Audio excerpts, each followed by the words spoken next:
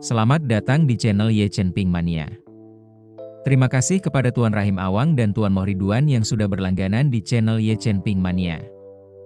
Semoga dilancarkan rezekinya dan diberikan umur panjang yang penuh keberkahan.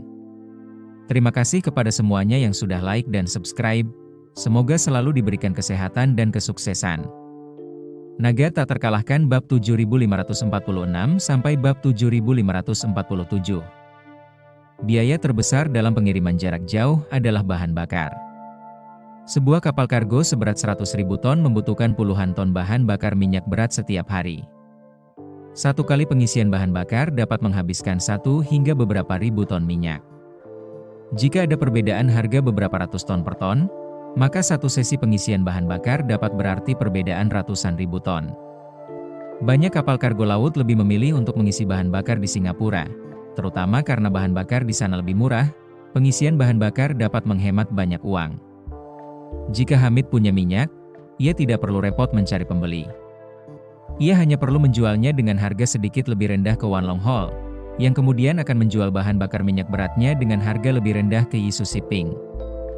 Dengan begitu, lini bisnisnya akan terbentuk. Pada saat itu, Hamid bisa meraup untung, Wan Long Haul bisa meraup untung, Yisu Shipping bisa menghemat sebagian biaya bahan bakarnya, dan dengan ukuran armadanya, penghematan dalam 1 tahun bisa mencapai miliaran. Ini benar-benar akan menjadi situasi yang saling menguntungkan. Selain itu, dengan Wan Long Haul yang menyediakan layanan pengawalan di sepanjang jalur pelayaran, memasok bahan bakar ke Yisu Shipping hanyalah akan menjadi layanan tambahan. Meskipun cadangan minyak suriah tidak sekaya negara-negara kaya di kawasan tersebut, Ye Chen tidak menyangka Hamid akan mendapatkan ladang minyak besar yang menghasilkan keuntungan besar setiap hari.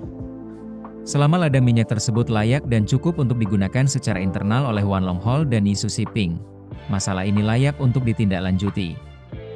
Lagi pula, tujuan Ye Chen bukan hanya menabung. Kekhawatiran utamanya adalah Hamid sendiri, yang sudah lama menjadi masalah. Biasanya ia terjebak di basis pegunungannya yang miskin dengan hampir tidak ada sumber pendapatan. Jika bukan karena dukungan Ye Chen, basisnya tidak akan pernah menjadi seperti sekarang ini. Namun, jika ia terus mengalami defisit, ia akan seperti perusahaan yang merugi dari tahun ke tahun, tak lebih dari jurang maut. Memaksanya menghasilkan uang juga tidak akan berhasil, karena ia tidak memiliki kemampuan. Pada akhirnya, Ye Chen harus terus mendanainya, atau meninggalkannya begitu saja. Jadi bagi Ye Chen pilihan terbaik adalah membantu Hamid mengamankan aliran pendapatan yang stabil. Suriah telah lama dilanda perang, tanahnya tandus. Bahkan menanam pangan untuk swasembada saja sulit, apalagi menghasilkan uang untuk mendukung pasukan yang besar. Cara terbaik untuk menghasilkan uang secara lokal adalah dengan mengekstraksi minyak. Jika Hamid tidak dapat mengamankan sebidang tanah dengan hasil minyak, Ye Chen bahkan mempertimbangkan untuk menyuruhnya menyita satu. Jika tidak, dengan basis sebesar itu yang sekarang berada di bawah kendalinya, begitu Ye Chen memutuskan dukungan, Hamid mungkin tidak akan mampu bertahan. Hamid kurang lebih memahami maksud Ye Chen. Pangkalannya telah diperluas, jumlahnya bertambah, dan benteng-bentengnya perlu dirawat, sehingga biaya operasional keseluruhannya meningkat beberapa kali lipat dari sebelumnya. Selain itu, Ye Chen selalu berpesan kepadanya untuk menimbun persediaan yang cukup, dan persediaan tersebut membutuhkan pasokan dalam jumlah besar untuk diisi ulang secara berkala. Dalam kondisi seperti ini, defisitnya hanya akan semakin parah. Jika dia tidak segera menemukan cara untuk menghasilkan uang, dia akan menjadi sangat pasif nantinya. Maka ia berkata kepada Ye Chen, sekitar 40 km dari sini terdapat sebuah ladang minyak, yang saat ini dikuasai oleh pihak oposisi.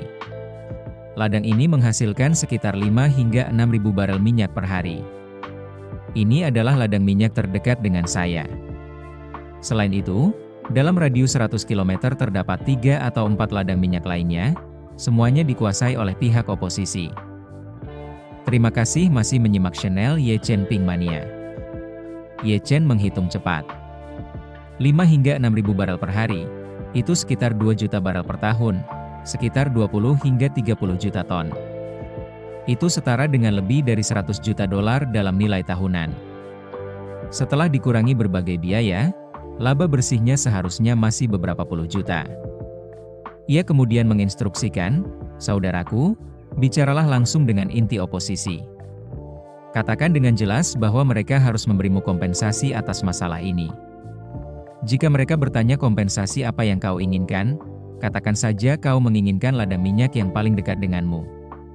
Kalau mereka memberimu ladang minyak, baiklah, kau akan tetap dianggap bagian dari mereka hanya dalam nama, dan ketika musuh asing muncul kau akan tetap berjuang bersama mereka.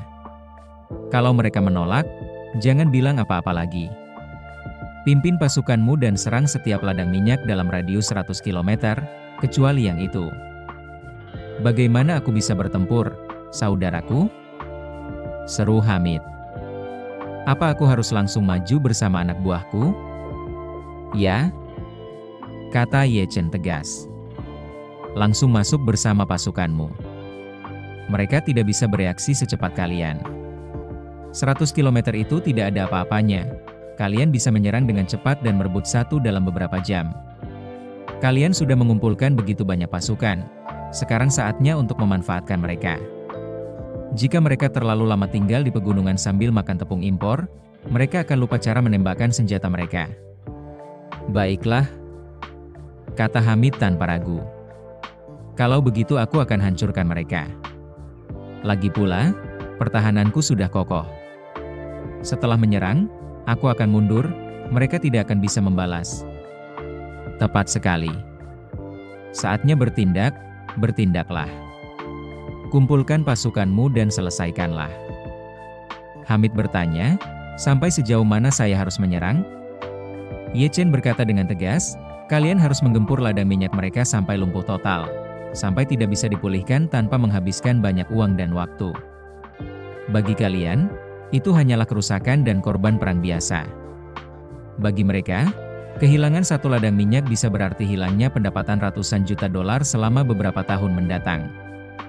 Jadi, apapun perjuangan kalian, itu akan sepadan. Basismu kuat dan tak tergoyahkan. Lagi pula mereka tak bisa menyentuhmu. Ladang minyak itu dekat, kau bisa melawan dengan taktik gerilya atau kilat. Satu serangan dan semua mesin cetak uang akan mati. Jika mereka tak mengizinkanmu makan, maka tak seorang pun akan makan. Hamid tersulut emosi mendengar kata-kata Ye Chen. Kakak, kamu benar sekali. Kalau mereka tidak mengizinkanku makan, aku akan pecahkan pancinya supaya tidak ada yang makan.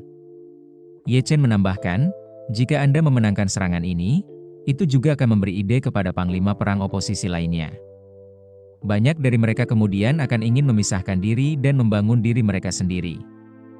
Ini akan sangat melemahkan inti oposisi. Begitu semua orang ingin membagi tanah, mereka tidak akan mampu memegang kendali.